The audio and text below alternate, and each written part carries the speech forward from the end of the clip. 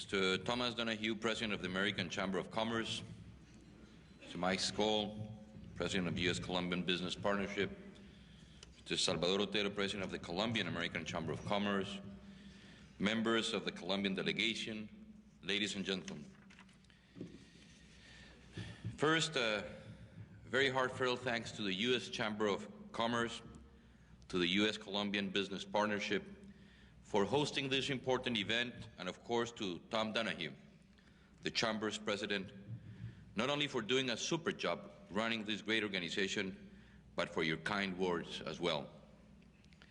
When I say it is exciting to be here today, I think I can speak for every Colombian in this room, for all whose dedication and professionalism have earned Colombia business a worldwide reputation for excellence. We welcome the chance to show off what is the best about Colombian enterprise in the national home of the U.S. Commerce, which is the world's leader. And I will also like to thank all my fellow Colombians for taking full advantage of this extraordinary opportunity to tell the world what we're really made of. Economically speaking, these are uncertain times. We are living through the first real crisis of globalization. Everywhere we look, in Asia or the Americas, a recent booming world economy seems headed into recession. Investors are nervous, capital flight is in the air. In this atmosphere, it will be easy, dangerously easy, to overlook or underestimate a country like Colombia. That will be a great problem for us, but it will also be a mistake and a missed opportunity for the United States, particularly in the field of investment and trade. We are the third largest market for the U.S. imports in Latin America. Your sales to us are growing. We are absolutely committed to a common hemispheric effort to achieve new stability and growth. We reject isolationism, our return to protectionism, a policy of beggar thy neighbor, which in the end could shatter every nation's hope for prosperity. Colombia has a long and proud history of trade and commerce. In colonial times, much of Spain's wealth passed along our Caribbean coast, a fact which attracted the likes of Sir Francis Drake and Henry Morgan. Trade, and for generations that follow, meant journeys of truly epic proportions. For people living in Bogota or Medellin, trade with the outside world meant a long trek to the Magdalena River, and from there a risky navigation along the mighty, muddy, and shallow river surrounded by nothing but jungle to reach the Caribbean Sea. These took weeks, and the financial return from these sea voyages that followed took months or years. Now, thanks to the advent of air travel, the Magdalena River has ceased to be the central artery of our trade, but to this day, the twisted, at times harrowing highways that connect the interior with the sea are always lined with trucks. As most of you know, Colombia, geographically, is many countries rolled into one, which help to account for an enormous variety of products and resources. We are home to not one but three separate cordilleras, or chains of the Andes Mountains. And while this makes for some of the most dramatically beautiful scenery imaginable, it can make it difficult when it comes to the nuts and bolts of business travel. But we are a nation of entrepreneurs, and we continue to prove each and every day that Colombia believes in business. We are the one country in Latin America that has never defaulted on a debt or loan payment to anyone, and have been praised for consistently sound macroeconomic strategies. We are a prudent people and have never experienced the hyperinflation so common in developing countries. Yes, there has been a minority among us who have favored isolation. In the past, we had governments that discouraged open borders and free trade zones. They insisted on building high tariff walls. They believe that we could be self-sufficient, but this is a new era in my country. I was elected on a platform of change, and the new era for which I campaign begins with a recognition of the realities of the new world in which we all live. We will continue the opening of the Colombian economy that began less than a decade ago. We are irrevocably committed to engagement overseas, to carrying our goods and services across the globe and bringing the world to Colombia. We know this is one sure way to development. We will continue to press ahead toward a free trade area of the Americas, which we believe to be essential if our hemisphere is to achieve the level of integration vital to today's global economy. And Colombia, as a current president of the Andean community, will do what is necessary to extend the Andean Trade Preference Act beyond the year 2001. The reason for this extension is obvious. If the free trade area of the Americas will not be in place until 2005, we cannot afford as a hemisphere to permit the changes already made towards integration, whether bilaterally or regionally, to slip away between these two dates. The Andean community has shown itself to be an immensely successful economic organization. Interregional export reached an all-time high this year, approaching almost 7 billion. In the last 7 years alone, these figures have risen over 500%. Foreign investment as well, and especially from the United States, continues to increase dramatically. For example, in 1990, direct investment totals reached more than 1 billion, and by 1997, this number has jumped more than 800% to nearly 10 billion. In this historic effort, there is no partner more important to us than the United States. Our two governments have already set the agenda regarding a bilateral investment treaty, which was seen as integral to further strengthening our economic ties. In the sticky area of expropriation without indemnity, as embodied in the Colombian Constitution, let me just say that my government, in the spirit of globalization, has already sent a provision to our Congress to revise this article. We understand and sympathize with the concern it causes among foreign investors, and even though such expropriation has never been enforced, we are confident that this problem will soon be long behind us. This also applies to the protection of foreign intellectual property, especially in the area of satellite transmissions, and in terms of piracy as regards computer software and compact discs. Here too, my administration is pressing ahead to establish a stronger status to protect such property. The last few years were arguably the worst period in the relations between our two countries. The nature of the past administration provoked the desertification of Colombia for 2 years running. While this is neither the time nor the place to comment on the merits of the certification process, I can say that while intended to punish the government, it also inflicted serious damage on legitimate Colombian businesses. Those business interests, many of them represented here today, were innocent victims caught in the crossfire. Look at the relative trade figures over the last few years, and you will see a worrying trend. For instance, total U.S. imports to Colombia since 1995 have grown from 5.4 billion to 6.4 billion. But last year, Colombian export to the United States rose only 200 million to 4.4 billion. As I mentioned before, we are calling on Colombian businesses to double our exports within the next 4 years, and that will help ease the trade deficit.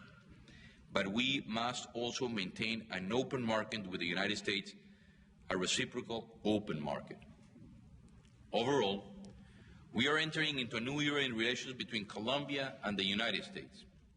We jump-started it when President Clinton and I met here in Washington and agreed on a full resumption of bilateral cooperation even before my inauguration.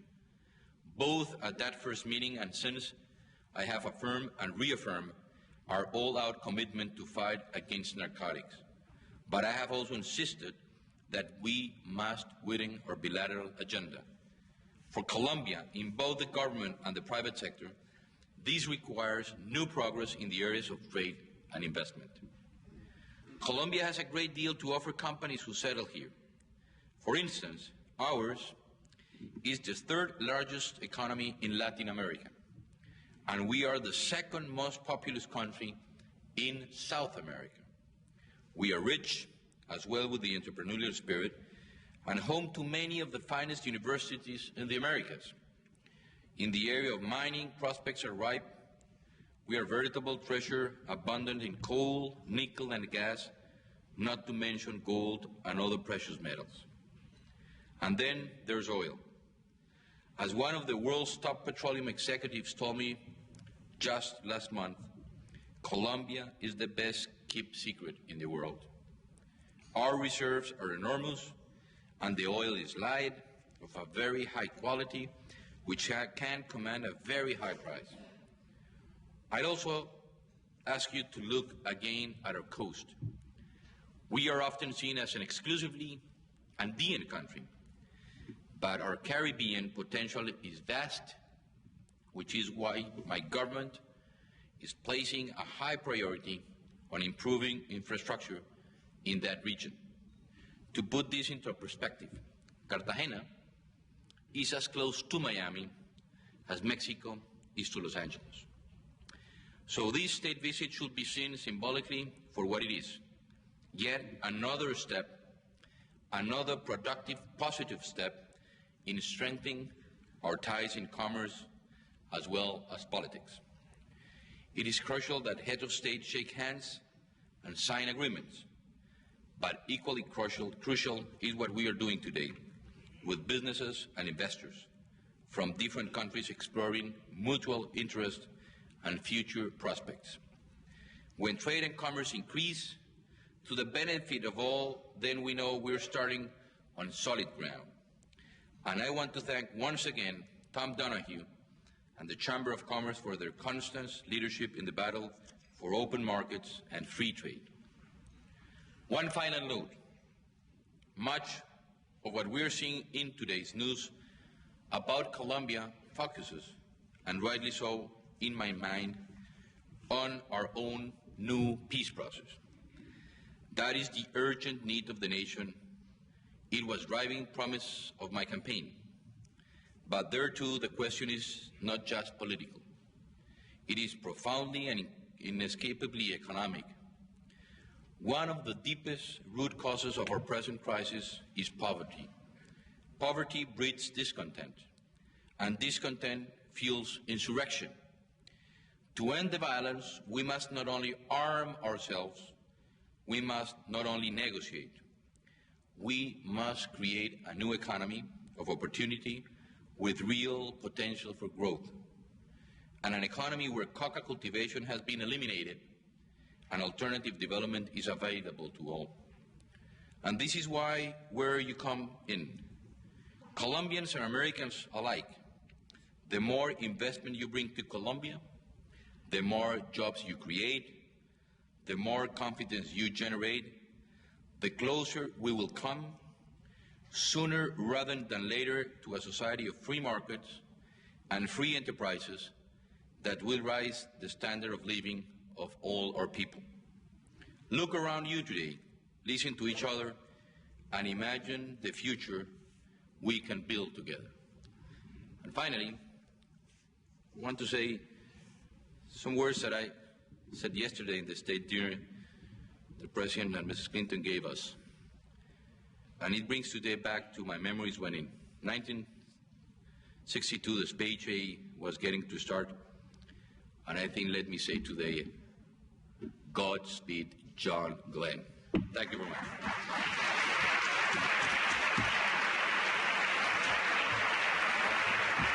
That we were working for the last years in Colombia, Unfortunately, right now we don't have many things to privatize in the country. They privatized a lot in the past government, but still we have something, and I think the Minister of Petroleum and Mines and Energy will have the opportunity to talk to you about two big projects of privatization in the energy sector. That's a process that we will start getting forward very soon, and we hope in the next 60 to 90 days to open all these bids for the privatization in the energy sector. Infrastructure, I think, is where we need more investment, and we want to still promote all the concessions in infrastructure for our country. As I said before, people think that Colombia is only an Andean country, and we want to really integrate the coast with the interior. And I think that where really we need more investment is in these areas of infrastructure, roads, basically to connect Colombia, railroads. We're working very hard also on the privatization process of railroads, basically the one that will go to the south, basic to the Pacific basin.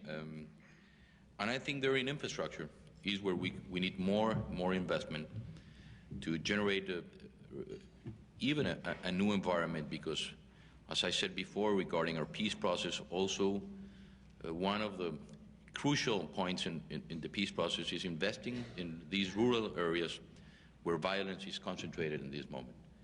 And one of the things, as I said here, is try to look forward for the eradication of illicit crops, but at the same time giving a hand to the peasants of Colombia for alternative development. And that's why I think for the first time we have a different approach in looking at the problem. For the first time, I think we could have a definitely solution for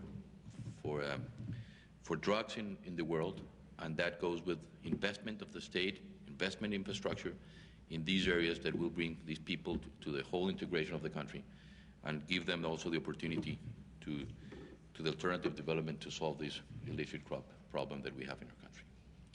Well, now, those were general questions. Here's a very specific question about investment.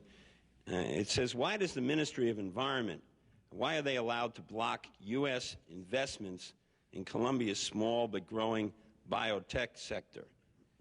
I thought, get specific. There's the minister.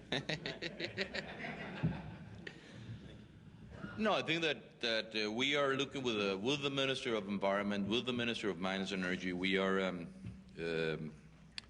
reviewing our legislation. I think that it's the time to really to sit and see how can we review the legislation that sometimes has been a legislation that I don't think there has been any conversation between the government. How can we manage the environmental and how we manage investment in the country? I think that those are two priorities of the government. One, environment. Definitely Colombia is a very biodiverse country, and we think that we should invest in something that is very important for us, but also open the doors, and that's something that we've been dealing with the minister. Yesterday we have a very interesting conversation with President Clinton and Vice President Gore in how can we develop a 4-year program regarding the environment and investment of biomedical and pharmaceutical industry in our country. And I think that was one of the big steps we achieved yesterday in our meetings with the government.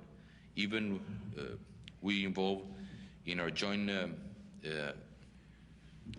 communique regarding the environment. But I think that now inside the government we are reviewing the legislation to really bring and open the opportunity of investment in these areas in our country. And we hope in a short time of period have this legislation revised and look forward for the investment in our country.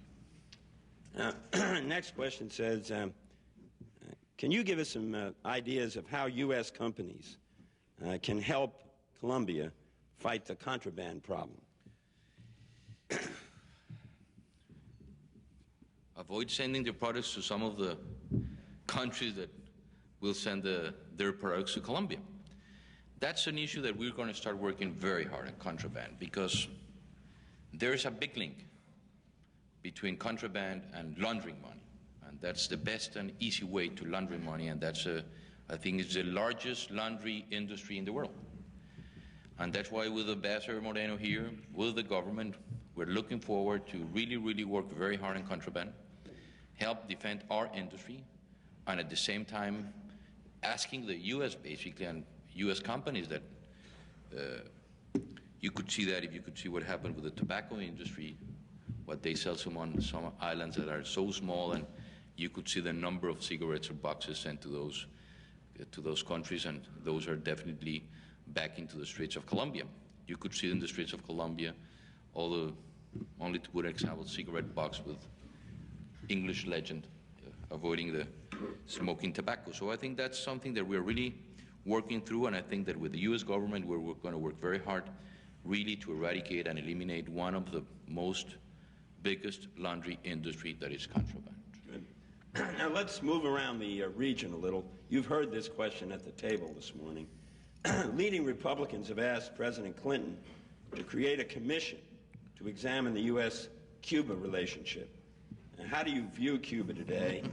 Do you have any advice to share as we examine our relationship with Cuba? Really, as we said in Colombia, we don't want to get involved in internal problems of politics. We are with Cuba in the non-aligned movement, and the only thing we hope, and what we were working on, is we hope that democracy, as a Democrat, we're working forward, looking democracy going back to the island. That's what we Latin America thinks, and the Hemisphere one is a true democracy also in the island. Good.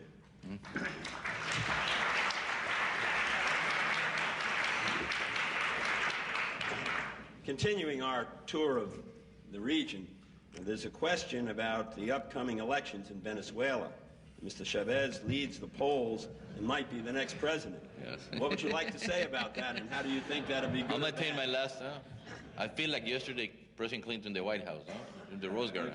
No, definitely with Venezuela, as you know, is one of our largest commercial partners. We've developed in the last year a really, really good relation with Venezuela, with the Andean Pact. We are promoting, as president of the Andean community, we're promoting the integration, full integration in the Andean community, looking forward Central America, looking forward the Caribbean, looking forward for the United States, looking to Mercosur. I'm going to be in a state visit in Venezuela on Monday. We hope to meet with Chavez, we hope to meet with Irene, we hope to meet, and we're going to have meetings also with Salas Rommel. But at the same time, we are looking forward to Venezuela. We hope the best happen in that country. For us, it's very important. As I said, it's a very important commercial partner for us, and without getting involved in internal politics, we hope the best thing happen to Venezuela in the elections of December. You're doing very well here. This is about petroleum. It said, how do you increase investment in the petroleum sector given the depressed global economy? And I think that probably means the price of petroleum and the continued danger of guerrillas. Two things. As I said before in a meeting we had last month in New York with members of the energy and oil sector, as I put in my speech today, Colombia is one of the best kept secrets. I think there's a lot of opportunities in the country, and oil companies are really willing to invest in Colombia, and we are inviting them to invest, giving them all the securities.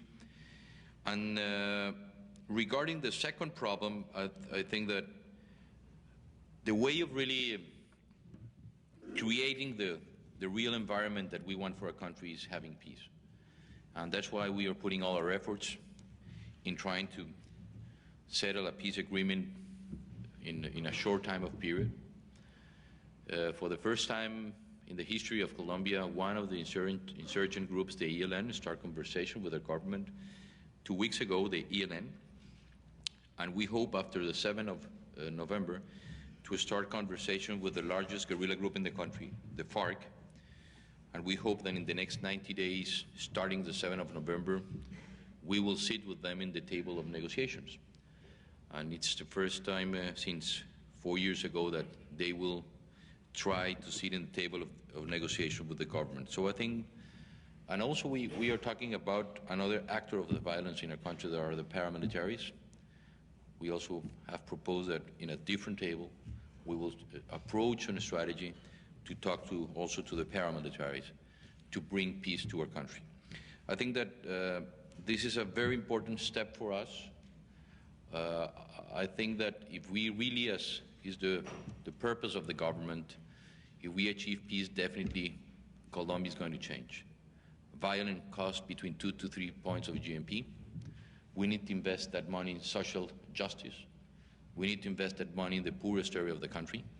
And that's why I think that with the help of the international community, we will going to develop a peace plan that will allow us to achieve peace as the country wants. 10 million Colombia votes 1 year ago in the election for governors and mayors, asking the next president or giving the next president a mandate to achieve peace in the country.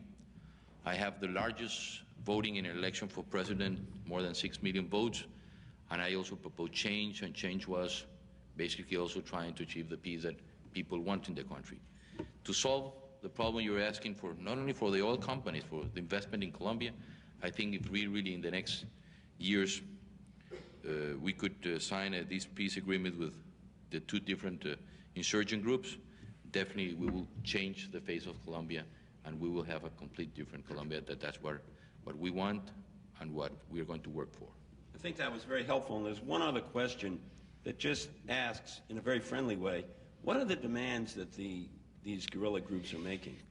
No, if you could see the 10 points they sent to the public opinion, they want some political reform inside the country. Others want more investment of the budget in social investment. I think that we agree with them on that we need to invest more in our rural areas and invest more in the areas that the state hasn't been present for decades. And really, I think that more than what they're asking for, also what are we asking for from the point of the government to them. I think there's one, and that's why I want to call the attention, there is one point in which we are putting a lot of pressure and we are asking them really to commit on this point, that is the eradication of illicit crops. Most of the areas where we have illicit crops, we have the presence of the guerrilla movement. And in these 10 points they sent to the public opinion, they are committed to eradicate the illicit crops in these areas. So I think that for the first time, we could have a different approach with the help of the international community. They are willing to eradicate coca cultivation, poppy fields, but we need money. And that's why we need, first of all, money of the international community to and develop this alternative crop substitution in these areas. Secondly, investment in infrastructure, investment in roads, investment in health, investment in education. And I think that for the first time we could have a different, really different and historic moment to eradicate drugs, not only from Colombia, but from the world. We have to think that when we open our economy, when we start opening an economy, more than 700,000 hectares of products, now we are not cultivating them, or corn or soya, to simply talk about some of them, and we never gave the peasants an alternative of what happened to their products or to the crops. So now I think that if we give them we give them an alternative product, a crop substitution, definitely we will going to eradicate the illicit crops and bring these people into legal business, and that's going to be good for them and for the country. Excellent. Now we have a two-part question. What is the potential for technical development and the technology industry in your country? And there was the same questioner said, what about Colombian professionals living in the United States? What role can they play to help you in your challenge? I think regarding technology also, we're looking forward to invest more in our budget in the science and technology. I think that there are a lot of Colombians that are living at this moment outside that are willing to work for Colombia, and we are calling them to work with us in different projects. We have friends and professionals of Colombia now that really want to work with us in the education. One of the key points of our government is investing in education, software, computers, and we are working with them.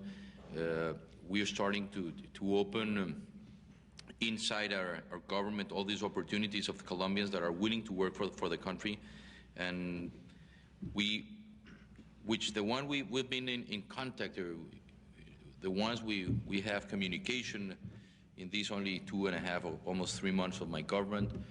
We're doing a lot of things. I think there are a lot of Colombians in different areas that want to give something to the country, and we're willing to hear of them, to open the doors of the government, to speak to them and to promote with them projects and programs that are going to be interesting for our country.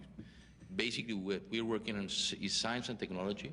We're working a lot of them. Education, with Colombians that are involved in computers and software. We are developing projects. Yesterday, we signed also with President Clinton the integration of Colombia to the globe system, to the internet for their schools. I think that's a very, very important first step. We are working also with friends in MIT and with Mr. Negroponte, trying to also involve in the education in our country.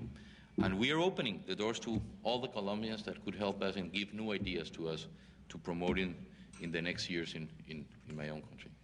Fine. Now can we go back to the discussion of infrastructure? Yes. Which, by the way, is a critical thing we know for all economies. The questioner says you indicated that projects are critical, but there are concessions required, performance guarantees for 20 years. And they say that the financial community is not required on performance guarantees for 20 years anywhere. Now, I'm not sure I understand the question, but maybe you can help us straighten it out. Really? In this concession process, I think that Colombia also has been a pioneer, and what we're giving, if I understand the question, is that our concessions are working for 20 years with what we are doing with the country, and that's our purpose and our commitment, is to create clear rules for these concessions to avoid any misunderstanding of what happened in these businesses.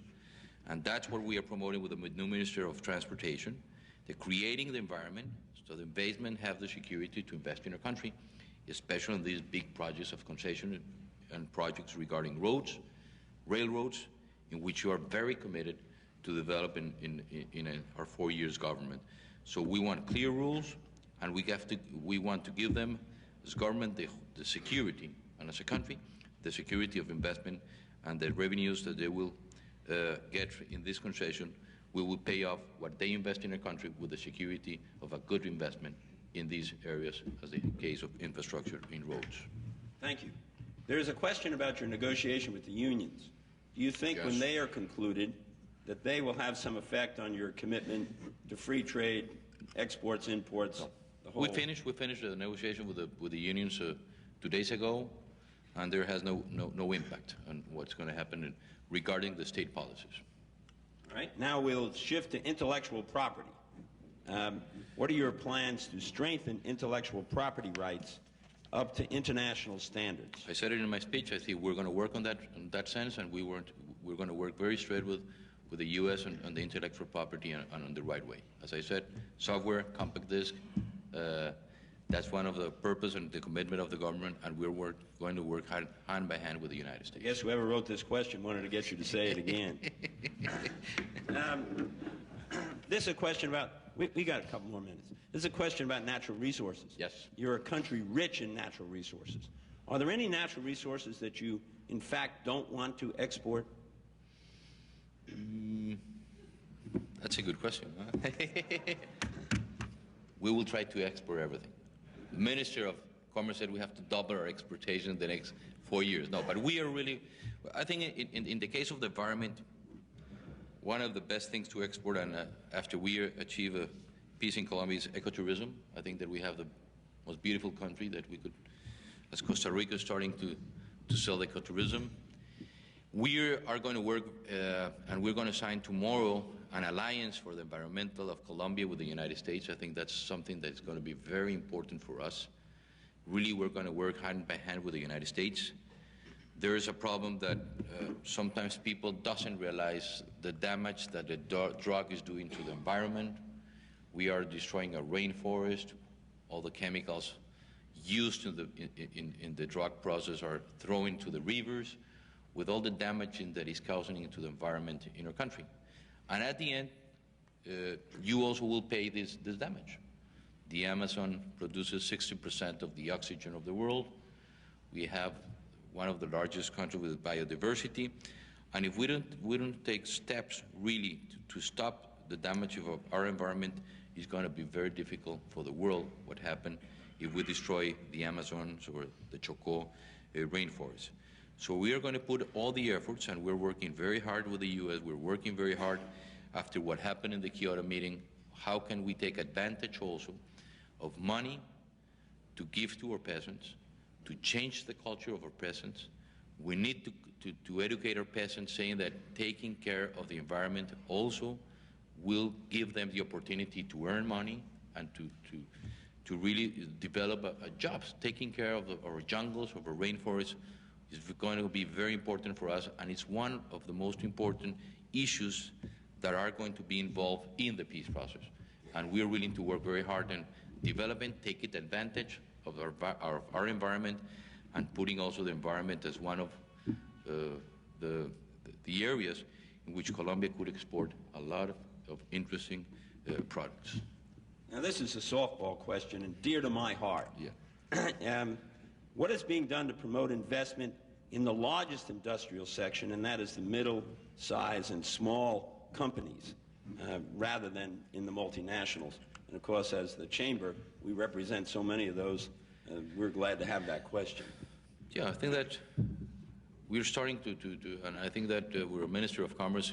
We are really starting to promote small businesses, give them the opportunity to export loans, and we are starting to develop all this process. We have only been less than 3 months, and we're putting now the program outside, and we're starting in this visit. We're going to be on Venezuela, on Monday, also promoting small businesses, our exports, and I think that's one of the priorities of the government, not only to invest in the large companies, but to give the hand to the small investors through our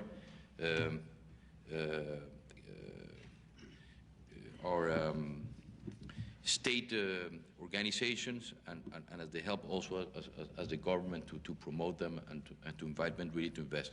Employment is our first priority, and I think that investing in small and medium businesses is a way also of creating good jobs in my country. That's my purpose. We have now almost 15% of unemployment in the country, and I think that if we promote the small and middle industry, we will try to create the jobs that we are needing at this moment in my country. Good. Just a couple of quick closing questions. Would you say whether you and President Clinton discussed certification, and what do you expect in March 1999? Nobody will believe it, but we didn't talk about certification. Huh? Okay, I believe it. Also, you can maybe sell me a bridge today.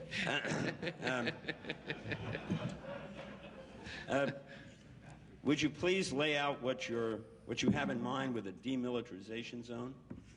I'm not sure about that, but I thought you might want to say something about it. And many people will not understand what we're doing there, maybe.